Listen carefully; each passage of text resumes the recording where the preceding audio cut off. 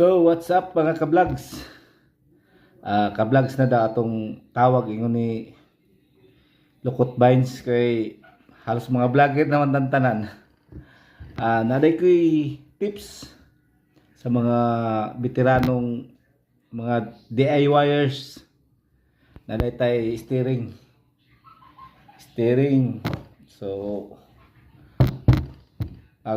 mga kablog, kung nana mo'y problema ani magtulo na siya. So first yung i-identify, dapat tanawon sa ninyo diri kung diri siya magtulo, kung diri lang siya magtulo, so it means kini lang iyang daot, kini siya. Kini mong magtulo pud ni siya dire sa dire ni siya magtulo sa steering worm o bypass ni siya sa sa kadali. Kay ma-identify nimo ni siya nga mutulo siya kay naa ni siya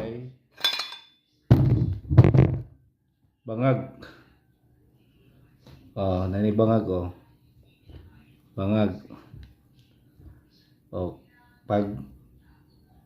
Pag kini lang ang yang tulo disto moy, mas maayo nga kini lang inyong inyong tanggalon lang ninyo ni para di na kay mahasol nga mag tanggal pa sa unit kay batiging bisura ni ug mo ni mag trouble sabi ka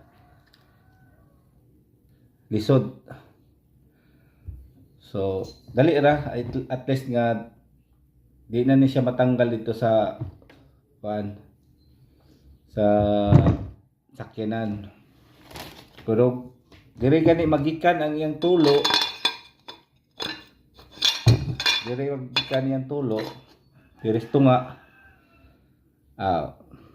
Obligado kita nga obligado gyud ta nga motanggal ani. So mao ra to nga tips. That's for all today mga kablog. Para lang ni sa mga DIYers. DIY is double meaning. Ang good is do it yourself. So very good. Ang ikaduha is damage it yourself. So ingana gina basta DIYers lang ta. Ug mo ra to, daghang salamat.